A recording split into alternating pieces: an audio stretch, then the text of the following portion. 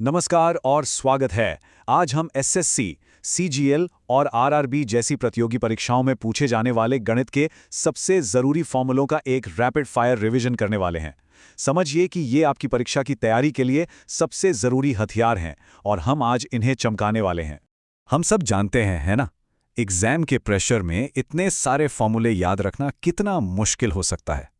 एक छोटा सा फॉर्मूला भूले नहीं कि कीमती नंबर और टाइम दोनों हाथ से निकल जाते हैं। पर घबराने की कोई बात नहीं, आज हम इसी मुश्किल को आसान बनाने वाले हैं।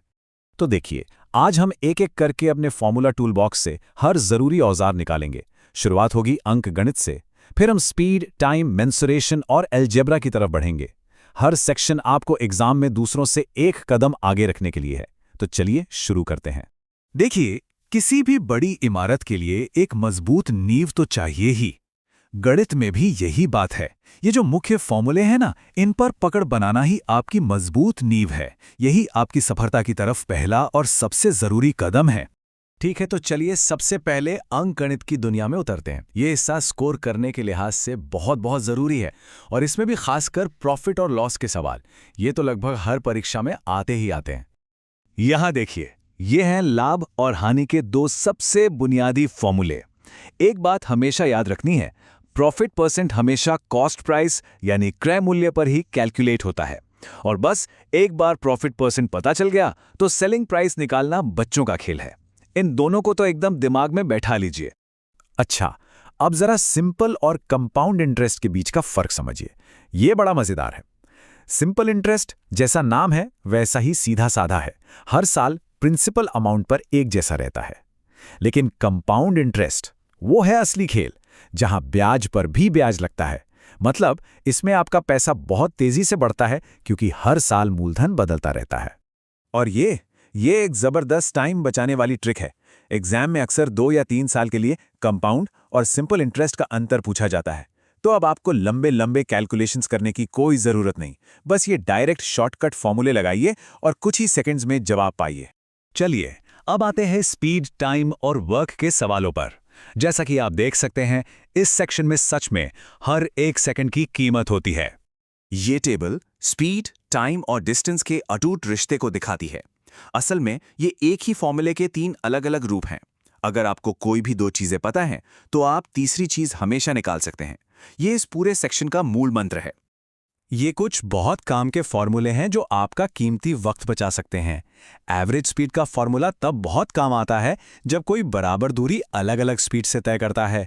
और रिलेटिव स्पीड, खासकर जो ट्रेन वाले सवाल होते हैं ना, उनके लिए तो ये रामबाण है। बस इतना याद रखें, सेम डायरेक्शन में स्पीड घटती है और ऑपोजिट में जुड़ जाती है। अब बात करते हैं काम और समय की। ये एक यूनिवर्सल फॉर्मूला है, जिसे हम मजाक में MDH फॉर्मूला भी कहते हैं। ये आदमियों की संख्या, दिन, घंटे और काम के बीच एक रिश्ता बनाता है। जब भी काम की तुलना वाले सवाल आएं, तो ये फॉर्मूला कमाल का काम करता है। हमारा अगला पड़ाव है मेंसुरेशन। यहाँ हम अलग अलग आकृतियों, उनके एरिया, पेरीमीटर और वॉल्यूम को नापना सीखेंगे। ये टॉपिक काफी विजुअल और पूरी तरह से फॉर्मूला पर आधारित है। तो शुरुआत करते हैं 2D शीट्स से। स्क्वायर, रेक्टेंगल और सर्कल, इनके एरिया और पेरीमीटर के फॉर्मूले तो एकदम बेसिक हैं, और इन्हें याद रखना बहुत ही ज़्यादा ज़रूरी है, क्योंकि बड़े और मुश्किल सवालों में भी यही बेस का काम करते हैं। 2D के बाद अब नंबर आता है 3D आकृतियों का। क्यूब, सिलेंडर और कोन। यहाँ हमारा फोकस वॉल्यूम और टोटल सरफेस एरिया पर रहता है। एक मज़ेदार बात यह है कि 3D शेप्स के फॉर्मूले अक्सर 2D शेप से ही जुड़े होते हैं। जैसे एक सिलेंडर का वॉल्यूम क्या है, उसके बेस यानी सर्कल के एरिया को उसकी हाइट से मल्टीप्लाई कर दो। सिंपल। और अब हमारे शस्त्रागार का आखिरी टॉपिक, अलजेब्रा। ये अज्ञात मानों यानी वेरिएबल्स के साथ खेलने की कला है, और इक्वेशन वाले सवालों को हल करने के लिए इसकी बुनियाद मजबूत होना बहुत जरूरी है। ये आइडेंटिटी a+b² अलजेब्रा की दुनिया की सबसे मशहूर पहचानों में से एक है। ये ना जाने कितने मुश्किल दिखने वाले समीकरणों को चुटकियों में आसान बना देती है। इसका इस्तेमाल आपको अनगिनत सवालों में कभी सीधे तो कभी घुमा फिराकर जरूर मिलेगा। और आखिर में क्वाड्रेटिक इक्वेशन। जब भी आपको x की पावर 2 वाला कोई समीकरण दिखे, तो उसके रूट्स यानी हल निकालने के लिए ये क्लासिक श्रीधराचार्य फॉर्मूला हमेशा काम आता है। ये किसी भी क्वाड्रेटिक इक्वेशन को सॉल्व करने का एक अचूक तरीका है, खासकर तब जब आप उसे आसानी से फैक्टराइज ना कर पा रहे हों।